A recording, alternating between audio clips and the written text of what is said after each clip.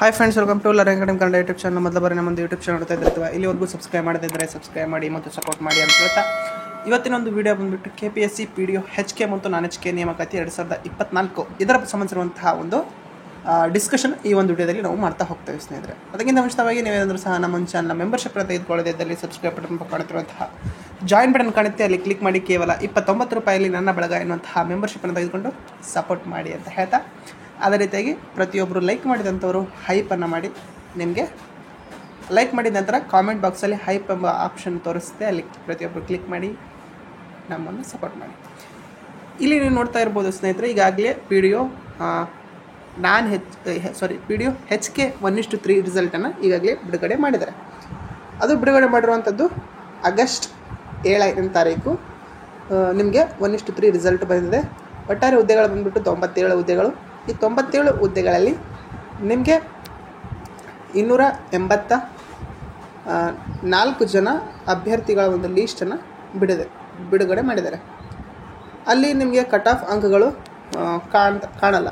Okay, cut off ಅಂಕಗಳು ಎಷ್ಟಿರಬಹುದು ಅಂತಂತಂದರೆ, ನಾನು ಸಂಗ್ರಹ ಮಾಡಿ ನಿಮಗೆ ಹೇಳ್ತಾ ಇರುವಂತಹ ಇನ್ಫಾರ್ಮೇಷನ್ ಬಂದುಬಿಟ್ಟು ಈಗ 1:3 ರಿಸಲ್ಟ್ನಲ್ಲಿ ಬಂದಿರುವಂಥ ಅಭ್ಯರ್ಥಿಗಳ ಒಂದು ಮಾಹಿತಿ ಆಧಾರದ ಮೇಲೆ ಹೇಳ್ತಿರುವಂತಹ ಒಂದು ಕಟ್ ಆಫ್ ಆಗಿರ್ತದೆ.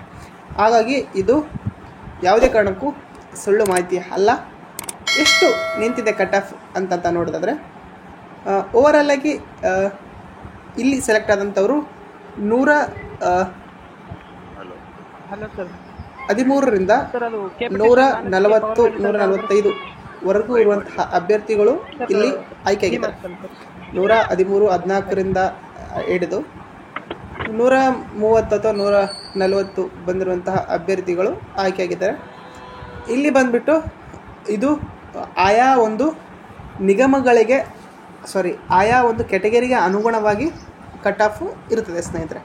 ಬಟ್ ಕಟ್ ಆಫ್ ಬಂದುಬಿಟ್ಟು ಬೇರೆ ಒಬ್ಬ ಯೂಟ್ಯೂಬ್ ಚಾನಲ್ಗಳು ಹೇಳ್ತಿರುವಂತೆ ಹೈಯೆಸ್ಟ್ ಕಟ್ ಆಫು ಹೋಗಿಲ್ಲ. ಓಕೆ, ಕೆಲವೊಂದು ಕೆಟಗರಿಗಳಲ್ಲಿ ಹೋಗಿದೆ. ಯಾಕಂತಂತಂದರೆ ಈಗ 3A 3B ಇವೆಲ್ಲ ಮತ್ತು ಕೆಟಗರಿಯನ್ನು ನೋಡ್ತಾ ಹೋದರೆ ಇಲ್ಲಿ ಪೋಸ್ಟ್ಗಳು ಕಡಿಮೆ ಇವೆ. ಕೇವಲ ಒಂದು ವೇಕೆನ್ಸಿ ಇರುವ ಕಾರಣಕ್ಕಾಗಿ ಅಲ್ಲಿ ಕಟ್ ಆಫ್ 100% ಹೆಚ್ಚು ಹೋಗ್ತದೆ. ಆ ಒಂದು ಕಾರಣಕ್ಕಾಗಿ ಅಲ್ಲಿ ಕಟ್ ಆಫ್ ಹೆಚ್ಚು ನಿಂತಿದೆ.